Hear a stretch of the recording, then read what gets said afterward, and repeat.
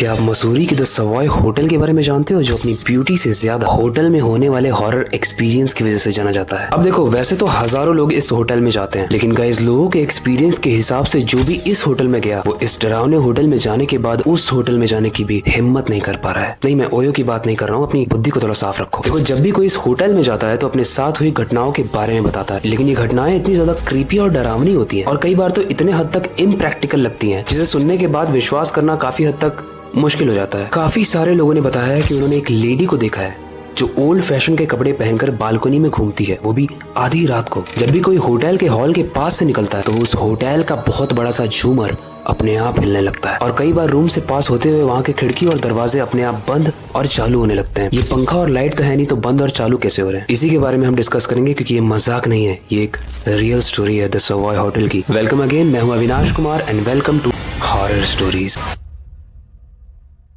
Guys, इस होटल के बारे में जानने के बाद जब मैंने थोड़ी सी रिसर्च की तो मुझे ऐसा पता चला कि 113 साल पहले इस होटल में एक ऐसी घटना घटी थी जो घटनी नहीं चाहिए थी। तो उस रात ऐसा क्या हुआ था, उससे पहले एक स्टोरी सुनो। आनंद झा नाम के एक मूवी डायरेक्टर थे जो इन सारी बातों को जो सवाई होटल में हो रहा है उसे अंधविश्वास मानते थे। 2003 में वो अपनी पूरी टीम के साथ इस होटल में मूवी की शूटिंग करने आए। ये होटल उनकी मूवी का एक मेन लोकेशन था, जिसकी वजह से उन्हें इस होटल में काफी दिन तक रुकना था। शूटिंग करने का मेन रीजन था इसका आर्किटेक्चर और इसका इंटीरियर डिजाइन, जिसको आप एक्सपीरियंस करोगे तो आपको ऐसा लगेगा कि आप 150 साल पीछे ब्रिटिशर्स की एज में जा चुके हो। तो आनंद झा जो मूवी डायरेक्टर थे वो एक दिन ऐसे ही होटल में घूम रहे थे तो उन्हें पीछे से एक आवाज आती है। अब वो आवाज कुछ पहचानी सी लगती है। जब आनंद पीछे मुड़कर देखता है तो वो देखता है कि उसी का टीममेट अर्जुन उसे आवाज दे रहा होता है और अर्जुन काफी डरा हुआ है और डरी हुई आवाज में वो ये बताता है कि रात में जब मैं यहाँ के बॉलरूम के पास से गुजर रहा था तो उस रूम के ऊपर का झूमर अपने आप हिलने लगा, वहाँ पर कोई भी हवा नहीं चल रही थी। This is impossible, right? Arjun कहता है कि खिड़की और दरवाजे जोर जोर से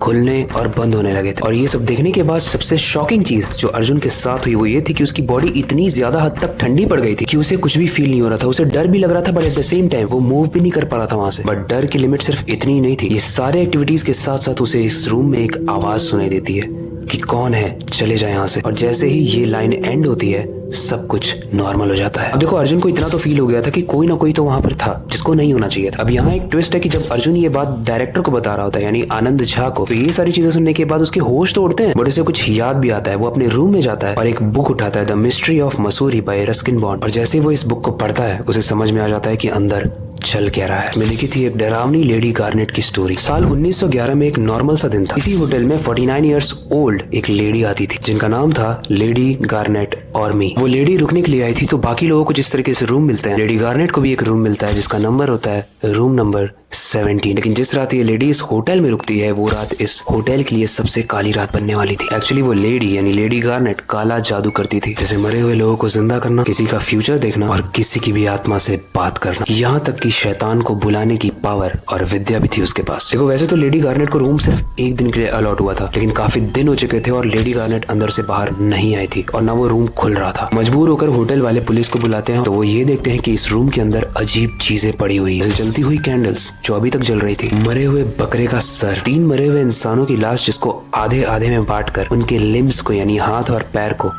काले जादू में यूज किया जा रहा था। इसके अलावा भी खोपड़ियां और इनफैक्ट बहुत सारी चीजें जो ब्लैक मैजिक में यूज होती हैं वो वहां पर अवेलेबल थी। लेकिन इन सारी चीजों में एक क्वेश्चन उठता है कि लेडी गार्नेट कहाँ थी? तो दृश्य कुछ ऐसा था कि ये सारा ब्लैक मैजिक नीचे था और लेडी गार्नेट अपने बेड पर मरी पड़ी हुई थी। ये सब होने के बाद पुलिस ने पोस्टमार्टम करवाया तो उन्हें ये पता चला कि लेडी गार्नेट की बॉडी से हाइड्रोजन साइनाइड नाम का जहर मिला, जिसकी वजह से उनकी मृत्यु हुई। अब जो मैं आपको बताने वाला हूँ वो सुनने के बाद शायद आप थोड़े डिस्टर्ब हो जाओ। जिस डॉक्टर ने लेडी गार्नेट का पोस्टमार्टम किया था उसी डॉक्टर की कुछ दिनों बाद मिस्टीरियस तरीके से मृत्यु हो जाती है और उस डॉक्टर की मृत्यु भी हाइड्रोजन साइनाइड जहर खाने से हुई थी। और ऐसे करके एक एक लोगों की मौत होने लगी उस होटल से रिलेटेड जितने भी लोग थे, और सबकी मौत का रीजन सिर्फ एक चीज आ रहा था, हाइड्रोजन साइनाइड। देखो, ये रहस्य है कि हाइड्रोजन साइनाइड ही क्यों, बट इतना तो हम जानते हैं कि जो भी लोग वहाँ पे जाते हैं वो अपने एक्सपीरियंस को जिस तरीके से बयां करते हैं वो रोंगटे खड़े करने वाला एक्सपीरियंस होता है। और एक नॉर्मल इंसान हमारे और आपके जैसा अगर वहाँ पे जाके स्टे करेगा तो शायद उसकी रूह कांप जाए। वैसे बहुत सारे लोग इस होटल में हो रही ऐसी चीजों को मार्केटिंग स्टंट भी कह रहे हैं, लेकिन आपको क्या लगता है? कमेंट में अपना फीडबैक जरूर बताना इस स्टोरी से रिलेटेड। क्या ये सच में एक भूतिया घटना है या फिर एक PR स्टंट है? लेकिन एक चीज मैं आपको बता दूं कि अगर इस स्टोरी से आपके शैतानी दिमाग की भूख शांत नहीं हुई तो अगली स्टोरी आपके होश जरूर उड़ा देगी। इसलिए नेक्स्ट पार्ट के लिए कमेंट जरूर करना। पार्ट